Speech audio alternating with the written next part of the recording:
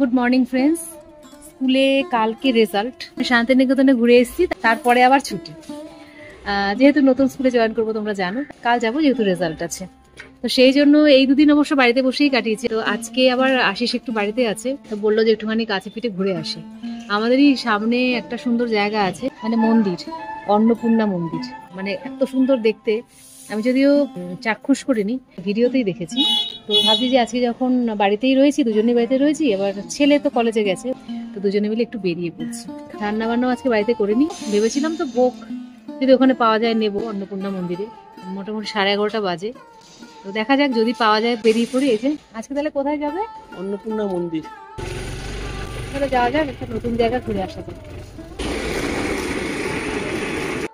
ট্রেনে এলে ব্যারাকপুর স্টেশনে নেমে টোটো করে যেতে হবে তালপুকুর বাস স্টপ পর্যন্ত। সেখান থেকে হেঁটে বা রিক্সা নিয়ে অথবা টোটো নিয়ে যাওয়া যায় মন্দিরে। আর যদি গাড়ি বা বাসে করে আসেন তাহলে বিটি রোডের তালপুকুর বাস স্টপে নেমে হেঁটে বা রিক্সা বা টোটো করে যাওয়া যায় অন্নপূর্ণা মন্দিরে। আর আমাদের যেহেতু বাড়ির খুবই কাছে মন্দির, সেই জন্য আমরা স্কুটি নিয়ে চলে যাচ্ছি। আমরা প্রায় কাছাকাছি চলে এসেছি। অন্নপূর্ণা মন্দিরটা কোন দিকে হবে? তালপুকুরের বাদিকে ঢুকে গেছি, সোজা গিয়ে বাদিকে। আমরা বাদিকে টার্ন নিলাম। তো এখানে দেখো ইনসাইড এবং আউটসাইড পার্কিং জোন এখানে আছে, এখানে গাড়ি টাড়ি রাখা যাবে। এই পাশেও আছে, ওই পাশেও দেখো গাড়ি রাখা। এটা পেছনের গেট, এটা সামনের গেট নয়। আমরা চলে এসেছি অন্নপূর্ণা মন্দিরে। চলো আমরা যাই, ইন ডিটেইলস মধ্যে জানাবো। অন্নপূর্ণা মন্দির প্রথম দর্শনেই মনে হলো এ কোন মন্দির, অবিকল দক্ষিণেশ্বরের মতো দেখতে। কিন্তু এ তো দক্ষিণেশ্বর নয়, ব্যারাকপুর। হ্যাঁ, ব্যারাকপুরের তালপুকুর অঞ্চলে রানী রাসমণি ঘাটের ধারে গড়ে উঠেছিল এই অন্নপূর্ণা মন্দির। এইখানে কুপন করতে হয়, অফিস রুম নাম্বার 5। আমরা অন্নপূর্ণা মন্দিরের অফিসে প্রবেশ করেছি। আমাদের যে কুপন, সেই কুপন আমরা সংগ্রহ করে নিয়েছি। 120 টাকা করে একটা কুপন, এবং ওরা একটা নির্দিষ্ট সংখ্যক থালা তৈরি করে প্রতিদিনের জন্য, এবং সেটা যতক্ষণ থাকে ততক্ষণ কুপন দেওয়া হয়। জেনারেলি 12টা 12:30 পর্যন্ত কুপন দেওয়া হয়। আমরা 12:25 এখন কুপন পেয়ে গেছি। আমরা খুব লাকি পেয়ে গেছি। আর এখন আমরা একটু মন্দিরটা ঘুরে দেখি, মন্দির প্রাঙ্গণ, আশেপাশের চত্বর, গঙ্গার ধারে শিবির দেখে আসি, যাই কেমন লাগে, আর তোমাদেরও জানাবো এখানে কেমন লাগলো আমাদের। বুঝতেই পারছি যে দক্ষিণেশ্বরের আদলে তৈরি মন্দির। এই হচ্ছে অফিসের কন্টাক্ট নাম্বার। দক্ষিণেশ্বরের মন্দির থেকে এই মন্দিরের উচ্চতা কিন্তু একটু বেশি। অরিজিনাল দক্ষিণেশ্বরের মন্দিরের ভিডিও এখন করা যায় না, তো এই মন্দিরের কিন্তু ভিডিও এখনো করা যায়। ব্লগাররাও চাও তাহলেও কিন্তু এই মন্দিরে আসতে পারো, এসে দক্ষিণেশ্বরের মন্দিরের ভিডিও করতে তো আমরা পারি না, কিন্তু এই সুন্দর মন্দিরের ভিডিও আমরা করতে পারবো। একবার মায়ের দর্শন করতে এসে দেখলাম এখনো মন্দির বন্ধ আছে। অবিকল দক্ষিণেশ্বরের মতো দেখতে এই মন্দিরটি প্রতিষ্ঠা করেন রানী রাসমণি দেবীর কনিষ্ঠ কন্যা জগদম্বা দেবী। দক্ষিণেশ্বরের মন্দির স্থাপনের 20 বছর পর সদৃশ এই মন্দির 1875 সালের 12 এপ্রিল উদ্বোধন হয়। উদ্বোধনের দিন উপস্থিত ছিলেন স্বয়ং শ্রী শ্রী রামকৃষ্ণ পরমহংস দেব। এই মন্দির স্থাপনের মূল উদ্যোক্তা ছিলেন জগদম্বা দেবীর স্বামী তথা রাসমণি দেবীর জামাই মথুরা মোহন বিশ্বাস ও তার কনিষ্ঠ পুত্র দ্বারিকানাথ বিশ্বাস।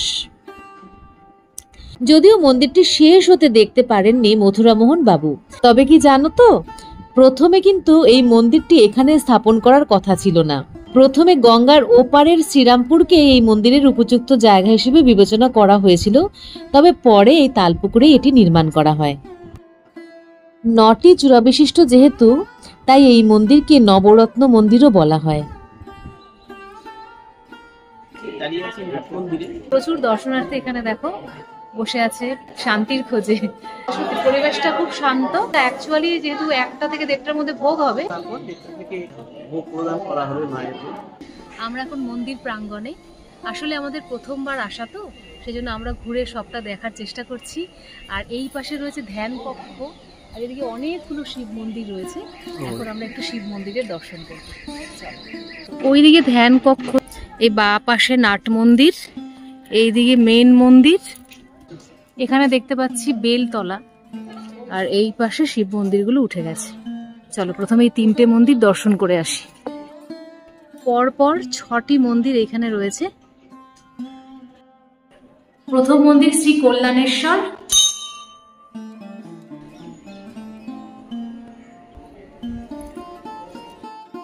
শ্রী শ্রী কাম্বেশ্বর, শ্রী শ্রী কিন্নরেশ্বর।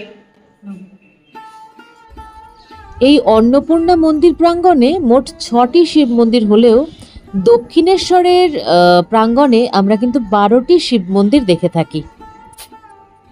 এবারে আমরা এসেছি শ্রী শ্রী কপিলেশ্বরের মন্দিরে, চলো দর্শন করি।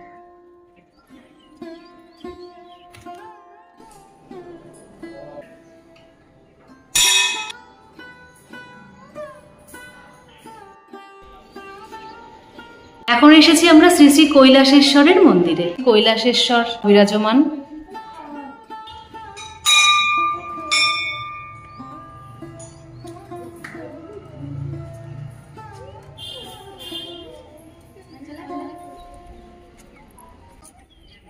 এবারে আমরা চলে এসেছি শ্রী শ্রী কেদারেশ্বর।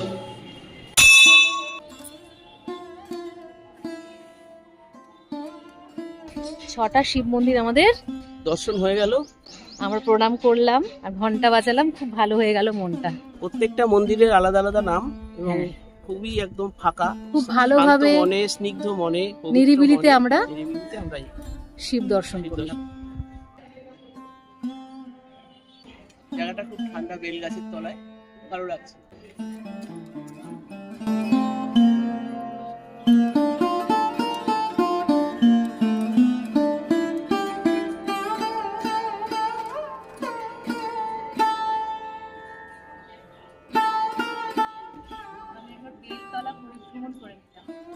বাইরেটা রোদ তো, এখানে গাছের ছায়া বেশ ভালোই লাগছে। অন্যদিন আরো বেশি রোদ থাকে, আজকে একটু কম রোদ আছে, মেঘলা আছে। তো তোমরা যদি রোদে আসো তাহলে এখানে দাঁড়িয়ে একটু জিরিয়ে নিতে পারবে।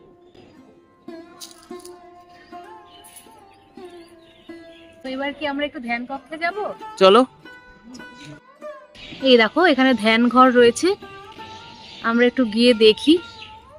কখনো যদি মন খুব বিষণ্ণ থাকে, ধ্যান করার জায়গা সেইভাবে পাওয়া না গেলে এই ধ্যান কক্ষে এসে আমরা কিন্তু ধ্যান করতে পারি।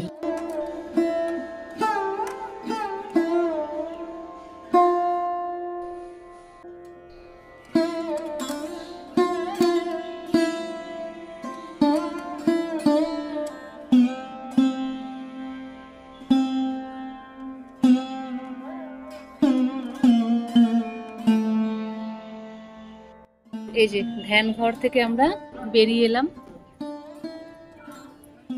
কিছু ঘর বন্ধ আছে। জেনে রাখো এই মন্দিরে শ্রী শ্রী রামকৃষ্ণ পরমহংসদেব মোট 4 বার এসেছিলেন। এই মন্দিরের প্রতিষ্ঠার দিন এবং উদ্বোধনের দিন, তাছাড়াও জমি নির্বাচন এবং ভিত্তি স্থাপনের দিন।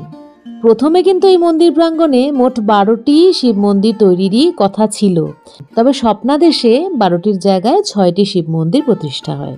মন্দিরের প্রবেশদ্বারের উপর সিংহ মূর্তির স্থাপনা নিয়ে ব্রিটিশ সরকারের সঙ্গে মন্দির কর্তৃপক্ষের আইনি দ্বন্দ্বও হয়েছিল। ব্রিটিশরা সিংহকে তাদের রাজশক্তির প্রতীক মনে করত, তাই নেটিভদের মন্দিরে সিংহ মূর্তি স্থাপন মেনে নিতে পারেননি। তবে আদালত রায় দেন যে সিংহ বিক্রমের প্রতীক রূপে যে কেউ গ্রহণ করতে পারে। মন্দিরের প্রতিষ্ঠা দিবস চৈত্র সংক্রান্তির দিন পালিত হয়। এছাড়া মঙ্গলচণ্ডী পুজো, বিপত্তারিণী পুজো, জন্মাষ্টমী, দুর্গা পুজো, কালী পুজো, জগদ্ধাত্রী পুজো ইত্যাদিও কিন্তু এই মন্দির প্রাঙ্গণে অনুষ্ঠিত হয়। বিশেষ আকর্ষণ অন্নকূট উৎসব, যেখানে প্রায় 100 কেজি চালের অন্নকূট হয়। এই মন্দিরের আরেকটি বিশেষত্ব হলো মন্দিরের প্রাঙ্গণে অবস্থিত বেলগাছটি, যেখানে মন্দির প্রতিষ্ঠার দিন রামকৃষ্ণ পরমহংসদেব আসন গ্রহণ করেছিলেন। এই বিল্ববৃক্ষটিও আজও বর্তমান। মন্দির প্রাঙ্গণে ঘুরতে ঘুরতে আমাদের মনে হলো একটু পুজো দিই। পুজোর সময় কিন্তু এখানে দুপুর 1টা-1:30 থেকে শুরু হয়। পুজো তখন দেওয়া যায় এবং ভোগ আরতিও তখন দেখা যায়। আমরা একটা ডালা নিলাম পুজো দেওয়ার জন্য, পুজো দেওয়ার ব্যবস্থাও আছে। কারো যদি ইচ্ছে হয় যে পুজো দেবে এসে দিতে পারো, ফুল, সন্দেশ, ধূপকাঠি, মোমবাতি সবকিছুরই ব্যবস্থা আছে। সব নিয়ে নিয়েছি, যখন ভোগ আরতি হবে পুরোহিত মশাই আসবেন তখন আমরা এই ডালা দিয়ে দেবো। গেটের সামনে এগুলো সব পাওয়া যায়, খুব বেশি দোকান নেই, একটা কি দুটো এরকম ফুলের দোকান পেয়ে যাবে একদম গেটেই। মন্দিরের শৃঙ্খলা খুব সুন্দরভাবে মেনটেন করা হয়, দেখে এটা খুব ভালো লাগলো। সবাই অপেক্ষা করছে, একটু পরেই ভোগ আরতি শুরু হবে বলে অ্যানাউন্স করা হলো। 1-1.5 ঘন্টার জন্য ভালোই একটা ছোট্ট ট্যুর হয়ে যায় বন্ধুরা। চাইলে এখানে খাওয়া দাওয়ার ব্যবস্থাও সেরে নেওয়া যায় মায়ের ভোগের মাধ্যমে, আর কিছুক্ষণ বসে থাকাও যায় নিরিবিলিতে। ভোগ আরতি হয়ে গেল, পুজো হয়ে গেল, যেহেতু অ্যালাউ নেই মানে ভিডিও করা, তাই আমি তুললাম না। খুব সুন্দর পরিবেশ ছিল। এবার আমরা ভোগ নিতে যাচ্ছি। এই যে এখানে ভোগ আরতি শেষ হয়েছে, সবাই চরণামৃত নিচ্ছে। ভোগ আরতি দেখার পর সবাইকে অ্যানাউন্স করে এই খাবার জায়গাতে ডাকা হলো। ভোগ নিতে বসে পড়েছি। সংক্ষেপে আজকে থালিটা দেখিয়ে দিই। পোলাও, আলু ভাজা, ডাল, পুঁই শাকের তরকারি, এঁচোড়ের ডালনা, তার সাথে চাটনি, পাঁপড়, পায়েস, রসগোল্লা। এখনো অনেক দর্শনার্থী ভোগ নেওয়ার জন্য অপেক্ষা করছে। আমাদের ভোগ নেওয়া হয়ে গেছে, ভোগের পাতা আমরা ফেলে এবার বেরিয়ে যাচ্ছি। এখানে সকাল 5টা থেকে 1:30টা অবধি মন্দির খোলা থাকে, কিন্তু ভোগ যারা নেবেন আর কি তারা 2টো অবধি থাকতে পারবেন।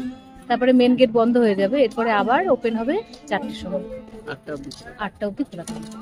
তা আমাদের হয়ে গেল ভোগ নেওয়া, ঠাকুর দর্শন, ঘোরা পুরো মন্দির চত্বর। এবার আমরা একটু গঙ্গার পাড়ের দিকে যাবো, গিয়ে বসবো। এই পেছনে একটা গেট আছে যেটা গঙ্গার পাড়ের দিকে যায়, কিন্তু ওটা এখন বন্ধ হয়ে গেছে, সেজন্য আমরা একটু ঘুরে যাই, তাই তো? মন্দিরের এই পাশ দিয়ে ঘুরে যাওয়া যায়।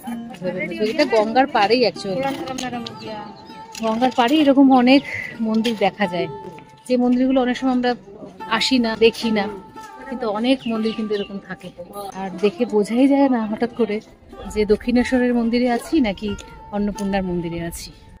ব্যারাকপুরের এই অন্নপূর্ণা মন্দিরটি দক্ষিণেশ্বরের মন্দিরের অনুরূপ হওয়ায় এটি দ্বিতীয় দক্ষিণেশ্বর নামে পরিচিত। এই মন্দিরের পেছন দিয়ে গঙ্গার দিকে যাওয়ার রাস্তা। চলো খাওয়ার পরে একটু গঙ্গার পাড়ে বসি, ভালোই লাগবে। মন্দিরটি পেছনে ফেলে সেই গেটটা এখন বন্ধ। এই যে ঘাটের দিকে যাচ্ছি, গঙ্গার ঘাটে একটু রোদ আছে, বসা যাবে না। এই পাশে দেখো জেটি রয়েছে, লঞ্চ ঘাট, এখান থেকে ওপারে রিসরা চলে যাওয়া যাবে। অন্য একদিন আমরা এই ঘাট থেকে রিসরা চলে যাব, ঠিক আছে? বিকেলের দিকে এলে এখানে বসারও জায়গা আছে।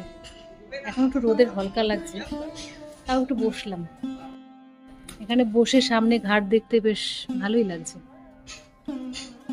আর ওই পাশটাতে গান্ধী ঘাট আছে।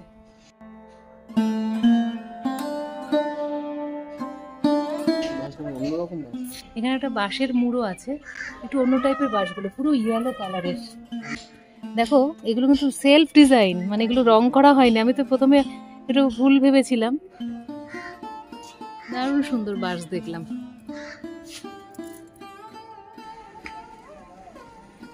ঘাট থেকে মন্দিরের ভিউ। এই যে ফেরার পথে মন্দির দর্শন করে এবার চলে যাব। তো বন্ধুরা, কেমন লাগলো আজকের এই ছোট ট্রিপ? বাড়ির সামনে যে এত সুন্দর জায়গা আছে অনেকেই আশা করি জানতেন। সোদপুরের কাছাকাছি টিটাগড় ব্যারাকপুর এলাকায় এত সুন্দর একটা মন্দির। দক্ষিণেশ্বরে যেতে অসুবিধা হলে এই সামনেই চলে আসতে পারো মা অন্নপূর্ণার দর্শন করতে। এত দুপুরবেলা ভোগ খেয়ে নেবে, বাড়িতে রান্না বান্নাও করতে হবে না।